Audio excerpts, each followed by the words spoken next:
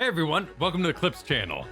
Did you know this isn't our main channel? Yeah, you should subscribe over and find our main videos and our streams as well. We also have a podcast that you can find wherever podcasts can be found, so explore the internet. See you there. Sleep is goated for Pals of the Dead content. Perfect. I want to tell you a story today. A story of what is, in my opinion, the most perfect iteration of a healer FF14 has had, and what they did to my boy. He deserves justice. Coming out of Heaven's Ward and into Stormblood, jobs underwent vast simplifications that are intended to improve accessibility and general playability. For the most part, they hit the nail on the head. For healers, the awkward binary state of cleric stance was repealed so that you could always effectively press your curatives. DPS rotations were condensed down slightly, with the overwhelming mass of timers being reduced to a more manageable state. Many jobs having 5 million buffs that needed to be activated in the past also received an alteration to make it less of a mess. Thanks to these new complexity reductions, while still retaining a number of intricacies and key new skills, Scholar was bloody fantastic. The best it's ever been. And interestingly enough, it highlights a number of things I'm hoping we can see considered more carefully in the future. Stormblood Scholar has a tight kit of core heals. Your basic Succor, Adloquium, and Physic in the GCD department, with emergency and deployment tactics acting as modifiers for them. Indom, Lustrate, Sacred Soil, and Excog all existed, though Soil did not have the inherent regen secondary effect that it possesses now. Excog was a new addition, and having an auto heal that procced on percentage HP was considered a fantastic new toy, which is somewhat humorous when you consider the power creep our toolkits have received since then. They still had Dissipation, and also Largesse, which also acted to buff heals for a short period of time. Eos existed and Whispering Dawn, and the two components of the current Fey Illumination, a mitigation and a healing magic buff, was split amongst Fey Covenant and Fey Illumination. Selene was more than a cosmetic skin, though was much weaker for general purpose use than Eos. Okay, doing an excellent job proving that they know what they're talking about, apparently. Is this all quite agreeable, scholars, apparently? They're excellent words. I don't play Scholar. Yeah, no, I'm not sure. Oh, good. All is correct. All is correct. Perfect. Selene had an AoE cleanse, which saw very niche circumstantial use. Side note, they removed this AoE cleanse from the game, and then one patch later, the Epic of Alexander, with 6 cleanses back to back being required at the start, was added. Kinda toxic, Square Enix. Selene also had a Silence and Interrupt, which were mostly useless for raiding, and Fey Wind, a small... It's questionable. Have they ever cut someone's kit down in order to make a new job, though? Because that to me is the extreme rude. And it happened a lot in MOBAs. You'd have a really interesting hero, and they would just get cut in half and given to someone else. Really? Astrologian? What was Astrologian originally? Weren't Bard and Summoner original? How did they get cut? The melee healer? No, see, those sound like changes. I'm saying, like, did a class... Like Monk into Viper here. Did Monk actually lose abilities and Viper got them? Or is it more that a new job came out and did what you felt your job did better? That's a whole different idea. And we're not talking about stealing lunch. We're saying like they came into your house and took the kitchen. Like you can't make lunch anymore like that. You can't even make it. They took the oven. And now you have to make stovetop. You have to use an open fire. Ask for say, okay, see that? Okay, I can see that. So Astrologian lost a lot of its shielding to make a new shield healer. And so when you lost your shield stance and that went to Sage, that felt like you'd been fractured in some way to make that new job. That's interesting. I'll thank you for the 18 months said, I felt the fight by design should make you heal more, not the fact that everyone messes something up. I feel like the fight by design should make you heal more. That's the kind of checks thing we're talking about. And I think that's an interesting solution in higher end content. I don't think you would want to blind sight dungeon people with that. It's an interest. It is a solution, though. And I feel like it's too simple. But more healed checks could just make playing healer more essential and make you feel better about being there. And Marashi says, just past 2 years, woo, on the topic. Care is needed as the lack of desire to play tank is why we needed tank mount achievements instead of back in the day. True, you don't want to take away what's making them feel amazing. Obviously, having unbalanced tanks is just, it causes a very heavy gravitation because I feel like flavor doesn't matter to tanks as much. I say that without Garrett here, who would probably be like, well, I only want to play, the edgy Dark Knight type. But still, I find more often that in MMOs, your tank player will change jobs much quicker than DPS will. And I find that healers rarely change jobs to be meta in my own experience. Granted, I'm half that problem because I don't really change my job. Raid, spell, and attack speed buff. The main use of these multiple fairies were to open an additional optimization avenue. On Scholar, you could just spend the whole fight in Eos, and most people would, but you could also cast Feywind pre-pull, then swap to Eos pre-pull and continue as normal, gaining a good chunk of the effect of the Feywind without sacrificing any defensive capability. This gave you another little thing to consider when coming out of a downtime. If you were really confident, you could flat out sacrifice those defensives for additional Feywind uses for a particular phase or encounter. Though in most cases this was kind of a meme to do. Rouse was the fairy equivalent of largesse. The Union was another new addition making use of the brand new incorporated fairy gauge, though just as is the case today, it felt kind of superfluous. In the damage department you had two primary dots.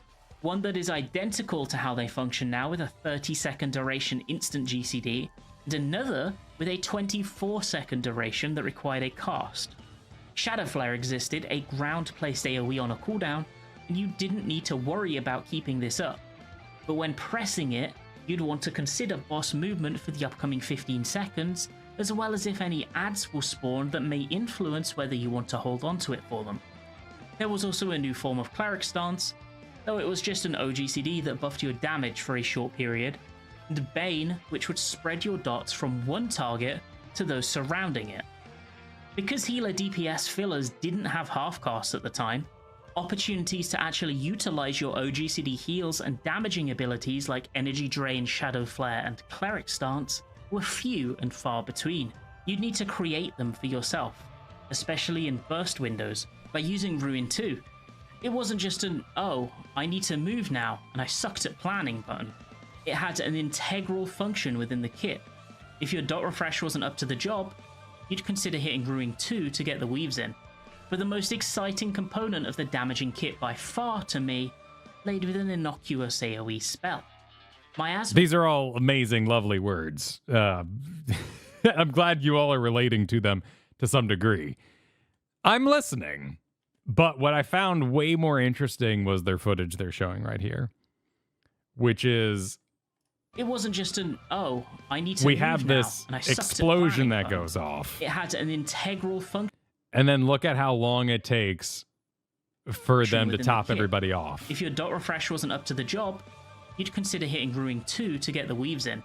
But the most exciting component of the damaging kit by far to me laid within... Which is interesting. Because tank damage isn't really all that swingy. No need to heal, no damage incoming. Maybe, right? Yeah, that could absolutely be overhealing. So in that case, that should just be, okay, so that's a good lesson. So that's not actually tied to the time period. That's more just my understanding of it.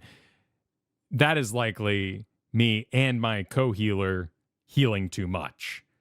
And knowing that after a dimensional shift happens in Fiend Extreme, we should have just let a couple of, healing go bys. Because we wanted to see all those heals get everybody to max in a jiffy. So happy to overheal. But overhealing was a much more interesting statistic when mana was interesting. So even if you had the knowledge that you had overhealed, what's the danger in it? Because it didn't cost you too much mana to do. And if the DPS are covering you on the DPS part, right? That's the interesting part, is the DPS lost time.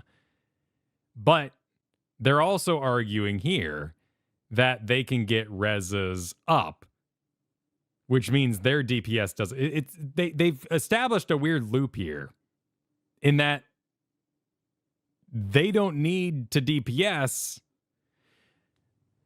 Hang on. So their savage clears are interesting to them when they get to res people. But in a minimum eye level example, like what we had with Sphene, to an extent, not everyone was min eye level in a sense, one death was too much. It put us too far behind because the debuff on one player was too much, and we would never make that up. So my DPS would contribute, but ultimately a death would basically cause the end of the run to an extent. So they have established a pretty interesting little self-fulfilling prophecy here. And if they... And that is interesting. And that is interesting. Let's continue then. An innocuous AoE spell. Miasma 2 is an instant GCD that hits all targets close to you with a dot. The damage over time lasts for 12 seconds, and it is a DPS gain to use over your filler on single target, assuming you get close to full duration on that dot. The drawback is that it has a high mana cost associated with it. I think you're hitting the nail on the head, Crimson Knight, right? And like that's where that sort of information can be interesting. And that's part of the balancing act of raiding that makes it so interesting, as long as you have a group that's willing to look deeper. If you find yourself in a situation where your group is being accusatory and trying to find what the issue is, then overhealing, meaning miss DPS, that does account for so much. That's interesting. Was first of all another component to Scholar's Arsenal that would allow additional weave windows, free movement as long as the player begins in melee range, and damage, but it was also where large elements of the kit's risk-reward balancing came from. You could Miasma 2 every 12 seconds if you wanted, but generally you wouldn't. Because of its high cost, you would run dry doing so, leaving you unable to raise, use suckers, or potentially even cast your basic broils. It had a failure state, and that failure state was tangible and clear to see. You knew when you were approaching it, and you knew when you had made a mistake and passed it. But if you utilized it well, it also had a success state that was tangible and clear to see. You'd be moving across the arena more easily, you'd deal extra damage, and you'd see that dot applied, ticking away on the boss, while still balancing your mana economy. It felt good to do. The best part about it is that for all intents and purposes, it was an opt-in mechanic. If you ignored Miasma 2 entirely in raids, your damage could still be perfectly acceptable. It didn't inherently majorly punish you to avoid interacting with that risk, but the reward was enough to make the player feel that they are gaining from doing so. As far as I'm concerned, that's exactly how DPS optimization job mechanics should function. There were a bunch of cool little interactions too, like the pet swapping I mentioned a little earlier, or using a targeted fairy embrace to manually proc Paladin's Divine Veil, or Aetherflow having a chance to have its cooldown reduced from... Was it a real pet with real health and you had to move it out of stuff? Did it have like a buff that made it take less splash damage, but you still had to manage it in some kind of way? I know that it's essentially just a fancy spell now, and that is always disappointing when summons become fancy spells. Even though they're technically a pet is a dot, it still hurts a lot to lose that job identity. It does sound like a pain, but it also is a lot of your identity, and you learn it as you go through the game. So it's not something you reach max level and say, I want to raid hating, because you probably would have gotten off the job in the first place. And I'm aware of the pets like a Titan or something being used for tanking in coils and weird stuff like that, which is an option. You know, that stuff is really cool when you feel like you're versing the game in that way. From the use of other actions. The job had weight in its decision making. and it was friendly enough to newcomers and easy enough to understand and execute at a fundamental level, but it was packed full of little decision points and quirks that could be mastered if you wanted to delve deeper. Compare that to the Scholar of today, which is certainly the toughest healer to play well right now. The singular skill lockout of old and dissipation has been doubled down on, with a plethora of blockers to using your core heal. Is that true? Toughest? What does Rion mean here by tough? Like rotation? Healing? What's the problem? Tough to optimize? Least movement and optimal play. Okay. In Seraph and even Seraphism 2.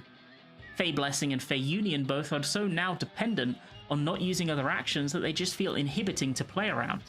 So there are still failure states in Scholar, but those failure states do not feel good to surpass. They only feel bad when you fail.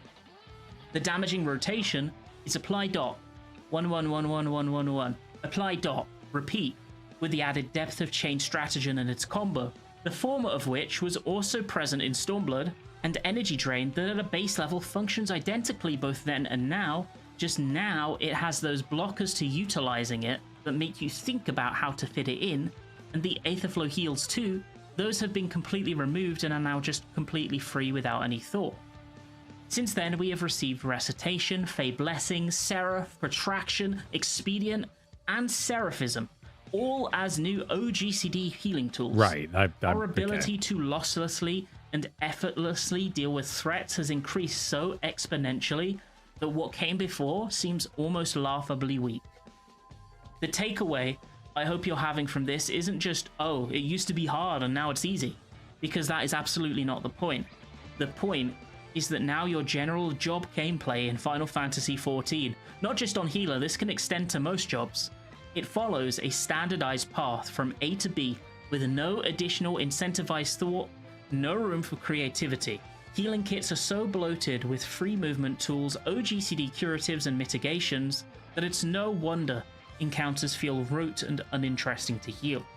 Having a larger toolkit in that regards is not always necessarily a positive, especially when so much of it either doesn't interact with one another in an interesting way, or in the case of many of Scholar's current abilities, actively locks out interaction or paired usage. Similarly, it shouldn't be so simple to heal without needing to rely on your baseline GCDs. Essentially, you don't have to think as much about your actions now, and that's a bad thing. Interesting decision making, using tools that both have base but also situational value for you to consider, is fun to do. The DPS rotation, the fiddler. I think that's a fine point to make, Nightshade. It's a pretty basic point, but yeah, I agree. Like optimization, the word of the internet, net decking, whatever it might be, is going to take away those fun moments from you. And while you can do amazing, wonderful things, like do something blind and hope all your friends do it blind too, that's not ideal. Ideally, you could look up a guide and still have a lot of fun doing it. A fun deck should be a fun deck whether you net decked it or not. You'd have to tide you over during quiet moments of encounters where you don't need to consider your heals.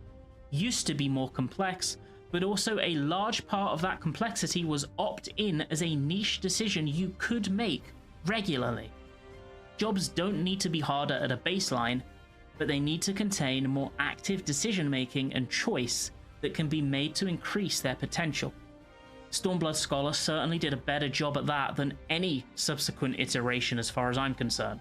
There have been many fantastic quality of life changes added to the game since, which I warmly welcome, but job interactivity has decreased so drastically that the scales of your personal challenge have swung almost entirely in favor of encounter design.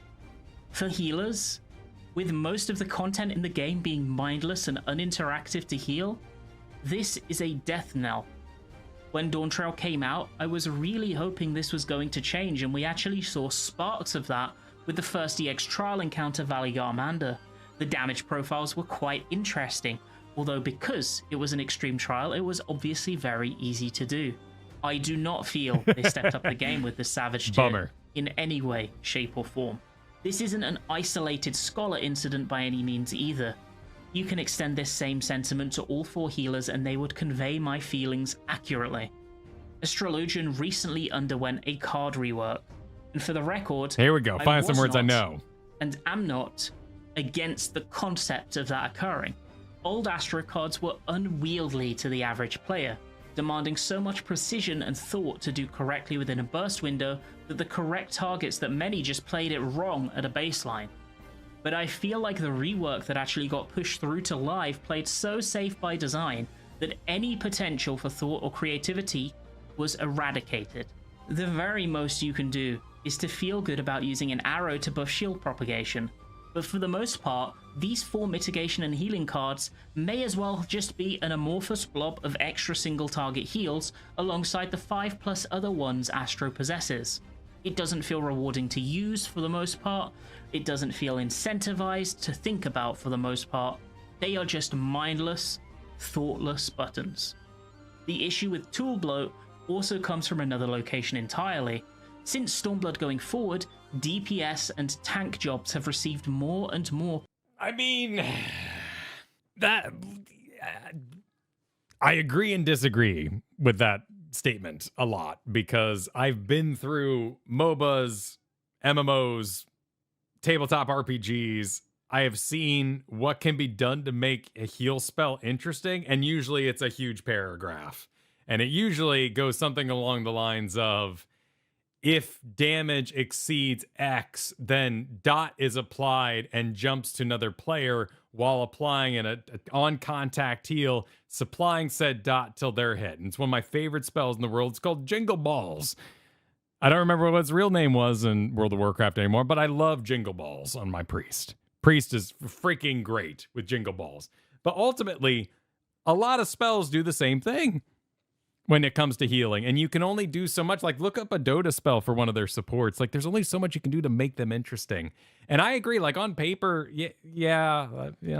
I agree. Like, this was disappointing. Sunsign, 10% damage, Prayer of Mending, thank you, was disappointing when collective unconscious, and, then you have a card that is kind of doing a lot. You get a berry, but you have a berry. Like, I was a little disappointed. But I also accepted in game design that I don't know if there's too many ways to make it interesting while keeping job identity for the other people. And how do you give them something that's unique to them? And I've been saying, it's unrelated to this video, and I've been saying it for a long time, I wish I could have played old cards. I think the old cards that went to certain jobs was really interesting, and I thought it was a lot of fun. And you already have paragraphs of information on your spells. Exactly, Strife. Exactly. There's already a paragraph to describe some pretty good stuff. I love Time Wizard healing when it, in flavor, reapplies the damage you took. Pause all damage for 5 seconds and then delay that damage over the next 5 seconds. But ultimately, it all ends up doing a lot of the same stuff. It's hard to do, is what I'm saying. I can't hold it against the developers for not coming up with the most interesting cards in the world. Though I think on paper, the old card system was the most interesting.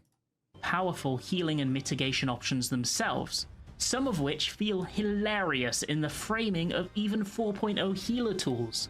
AoE heals, regens, shields, mitigations with long timers and low cooldowns. These jobs have so much going for them in this department. This is part of why that much debated on-patch healerless clear of the Omega Protocol was even possible. It wasn't because healing is easy. It was due to a mixture of 3 things. Non-healer power creep on their heals and mitigation. Is this footage from the people who did it without? Okay, yes. Oh my god, they have so much information on their screen. The spread out and predictable cadence of incoming damage in FF14 encounters. And thirdly, due to the efforts of 8 extremely skilled players investing a lot of effort to put together a plan that could make it happen.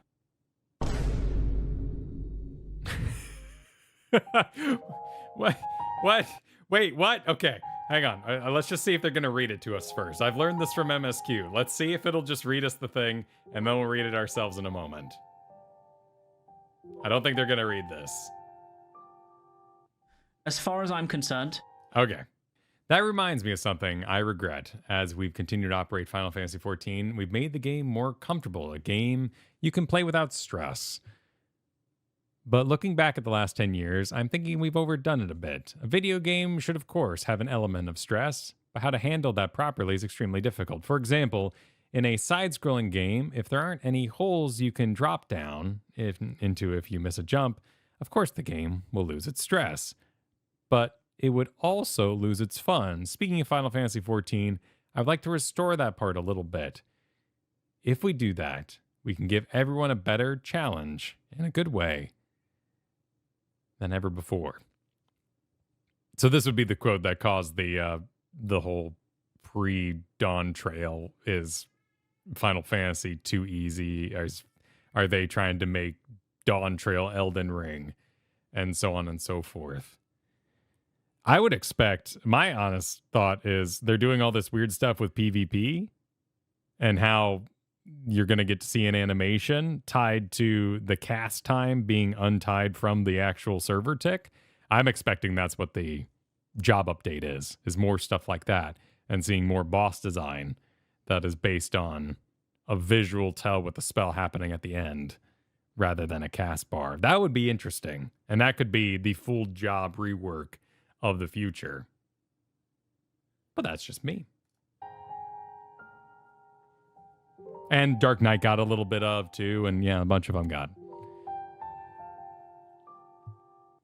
As far as I'm concerned, it's rare that the development team has exceeded expectations regarding this for healers in a long, long while.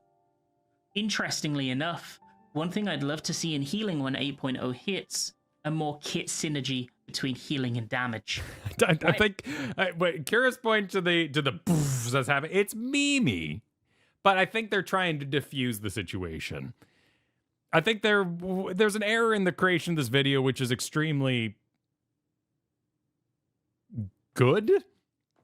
They went off too long about particularly scholar stuff, but they wanted to communicate to a very, very high-end audience, and they wanted to make sure that their point was made, that they know what they're talking about. And I believe them. I believe they know what they're talking about. And likely they wanted to insert a little bit more fun into it. And you got a kind of mishmash product in the end, which absolutely happens sometimes.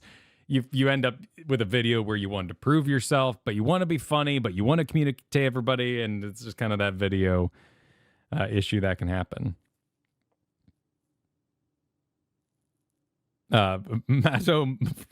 Matto Gaming says, because we love Kyle and Garrett. Well, thank you so much.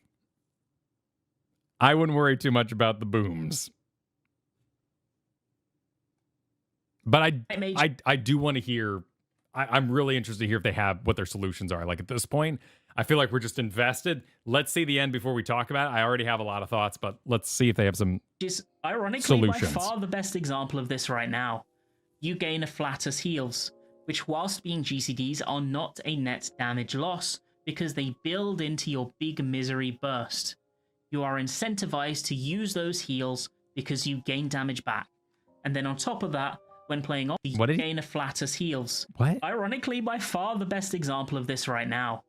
You gain a Flatter's heals, which... A Flatus?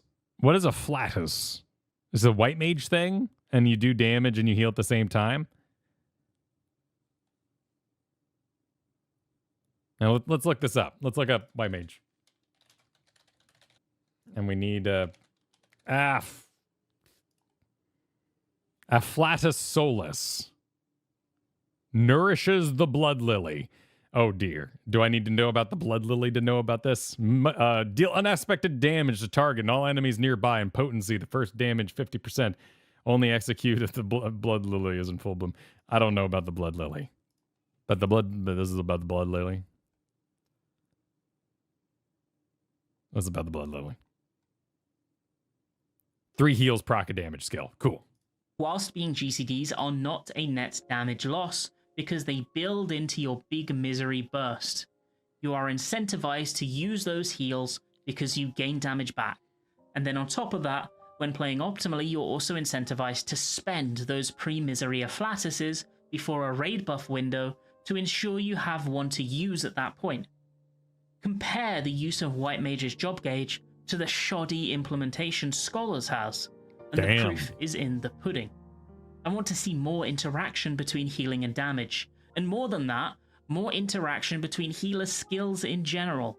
You always feel smart when you put together a combination of tools to deal with an incoming threat. We need more of that.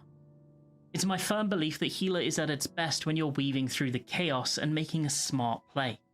Yet in a game that is so scripted in terms of its mechanical constraints and outgoing damage, how is it possible to keep even a percentage of that feeling of intensity after 1 or 2 tries?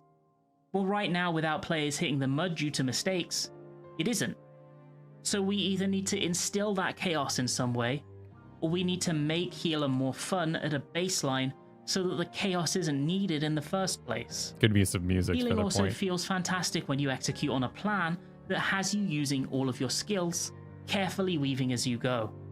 That is rarely needed, partly due to skill bloat, and partly due to the extremely low tuning of the majority of content. To make it clear though, I do not believe that the amount of incoming damage is the core of the issue. The cadence and timing of that damage is much more egregious. That's Why fair. is it that we still, in Savage Plus content, have for the most part the classic, people get hit by some kind of raid damage, then 30 to 60 seconds go by with nothing happening. I see And what then they mean another about one. that now. We need more regular raid hits. Ones intended to burn through your defensive cooldowns in such a way that your default thought is to resort to your baseline GCD toolkit, though while still keeping the potential for careful planners to avoid falling back on them. The most we see of this nowadays is we might get 2 hits in a row. Give us 5, 6, 10. We need more single target healing, and for that single target damage to not be centered almost exclusively on the tank players. Healers need more of a reason to use their continuously inflating arsenal of single target heals in a raid. Astro single target healing is so insane that in M2S, instead of using an AoE heal, sometimes I will individually burn Essential Dignity on 3 DPS, then use my solo OGCD shields and cards on the healers and the last DPS to prep them for a raid-wide damage, instead of utilizing an AoE tool because I want to hold it for after. It's wild to me that tank damage is so low and their sustain capability so high that I can actually do that without feeling the burn elsewhere. Repos is useless in raid content, and Asuna is extremely niche. Why? Can we either make them more useful going forward, or in exchange, can we please get more interesting role actions? Despite these jumbled thoughts, anecdotes and concerns, I genuinely believe that when it's at its best, healer is the most fun role to play in Final Fantasy XIV. And because of my experience with the game, and the fact that I am one of those few people who does cutting edge blind progression, I've gotten to see it at its best, more than many. But it's rarely at its best nowadays. So rarely, in fact, that, like I said, many people don't even get the chance to see the potential for fun and rewarding gameplay that this role has. We have a long road ahead of us, but we can get there. Regardless, I still have a lot of blind prog ahead of me, so I'll get my fix, albeit in small infusions. Many people are not enjoying healer right now. I think today I've outlined a good chunk of the reasons for this, at least the ones that give me the most personal chagrin, and I hope that we see improvement through either fight design, job design, or ideally both in the upcoming patches and the eventual lead up to 8.0. We did see positive change coming from Endwalker, which I think was job design at its worst, to Dawn Trail, though that change was a very small step in the right direction. We need more. I know we won't see any sweeping job adjustments until 8.0, but we can pave the way to a more engaging healer role for the future of Final Fantasy XIV. For the children. I don't want to be bored with topping HP bars anymore.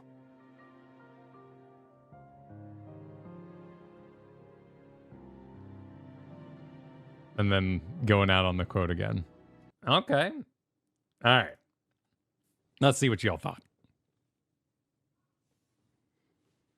You can't blame them for John. I think they made it very, very clear that that is their type of game. So I'm not gonna come in there swinging about them wanting the game harder, because clearly that's the game they want to play. You know, talk to a Dark Souls player, right? Like, the get good is fun to say for them. I think they made some good points. I think they made some fun points for themselves, and that is one of the primary things to take from it. They made me understand certain things too that I didn't, and I grew as a person watching this. The main thing, you know, like overhealing, like what's the problem? Why is that an issue to your fun? And we could sit here, and I think a lot of us have been trained by this game to say, DPS is the problem. You're part of the problem. When the boss doesn't get cleared and DPS is low, it's the healer's fault. And that's fair.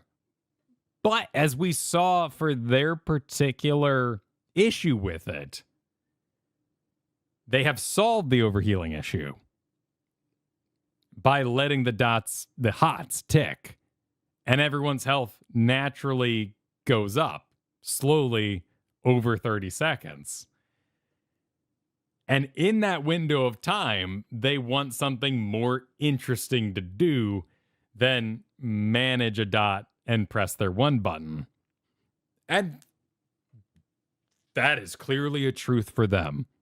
And I cannot fault them for finding that frustrating. I don't think that's my answer, but I absolutely see what they're coming from. They have made that clear. Is the answer to just have that boss fart off 20,000 bursts? Maybe. I think of something like Macrocosmos here, which has, excuse me, music jump scare, has a interesting use tool. And if we invent those scenarios where that thing happens a lot, does a future expansion just give us, as our new spell, an answer to that situation?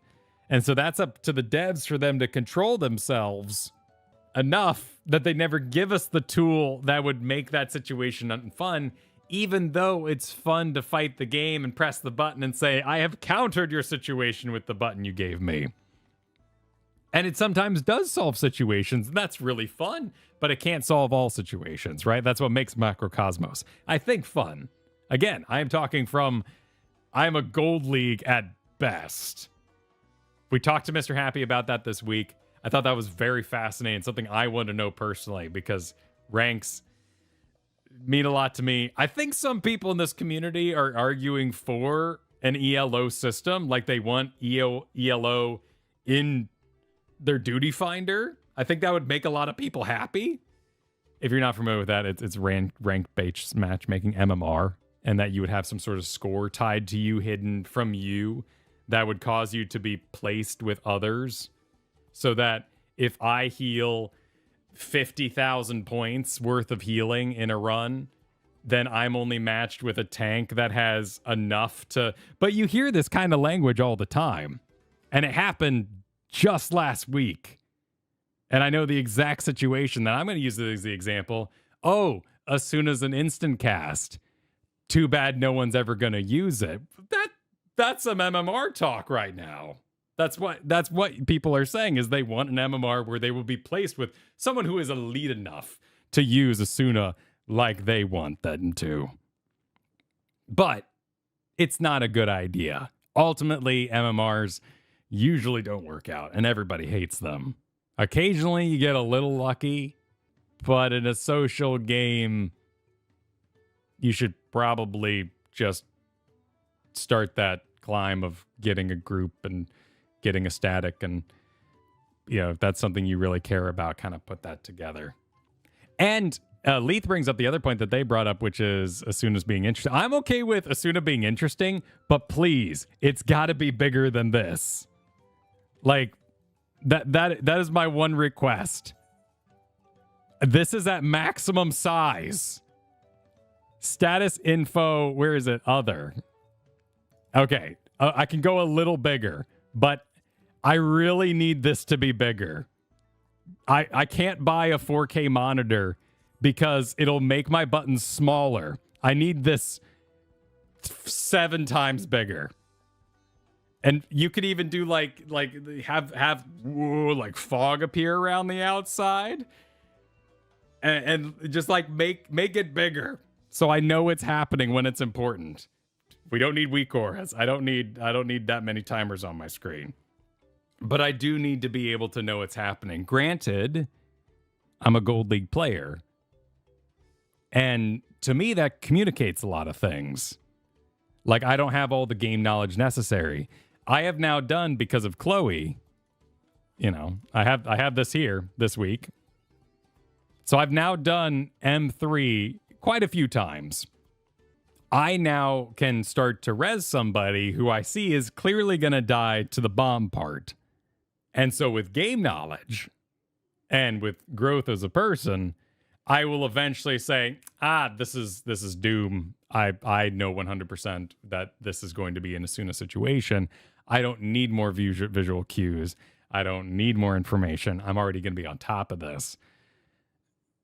But that kind of sounds like busy work too. But if they tie it into, and I think what they want maybe is just to have their global here procced.